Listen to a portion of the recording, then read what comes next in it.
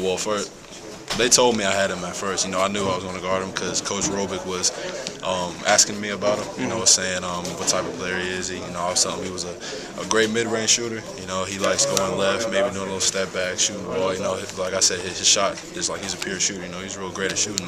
I told Coach Robick, let me guard him. Told Coach Cal I wanted to guard him, and came out. We had pregame practice, and he said, if Tasman gets off, who's going to be the one person to step up? And like we're all saying, Eric. And like, yeah, Eric would be the one to say, hey, let me guard him. If Tasman starts shooting and making shots, and I'm saying to myself, I ain't gonna let it happen. And luckily, he had a bunch of great looks, and a couple times it went in, like it was literally inside the rim, and then it bounced out. So I got lucky a few times, and I was fortunate enough to hold him to a low score tonight. What was your approach in guarding him? I knew they did a bunch of isolation plays for him getting the ball, late shot clock with him with the ball.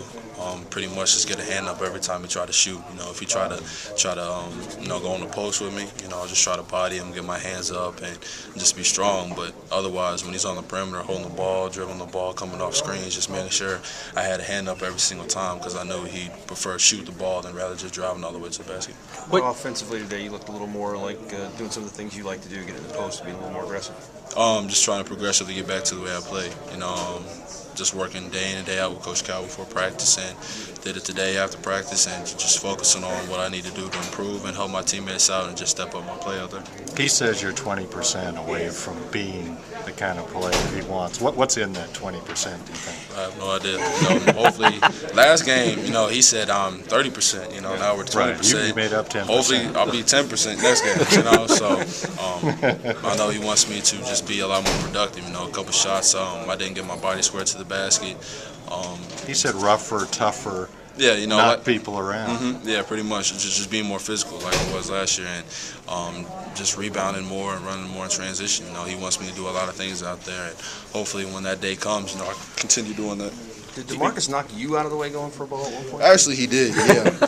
I actually remembered the play. It bounced off the rim, and I tried to go after it with one hand, and all of a sudden I thought I had it, and I see someone just jump up and grab it with two, and then knock me down to the ground, and then end up scoring. I think he scored it. So DeMarcus knocked me down one play. I went up for a rebound, and next thing I know, Eric dunks it over me. So when my teammates are doing that, it's great. I have no problem with them doing that. How much easier is it to guard one guy when he doesn't have many options around him? You know what I'm saying? Tasman has it all on him. Yeah, pretty much. It's him and Bo. We know that in order for their team to get going, they have to put up big numbers. So if you take them two out of the equation, then that causes everyone else to step up. So, they have players. People are stepping up trying to do whatever they can, but it makes it good for us and opposing teams whenever they play LSU if they can take Tasman and Bo out the game, because that causes other players who normally don't score as much as they do to step up.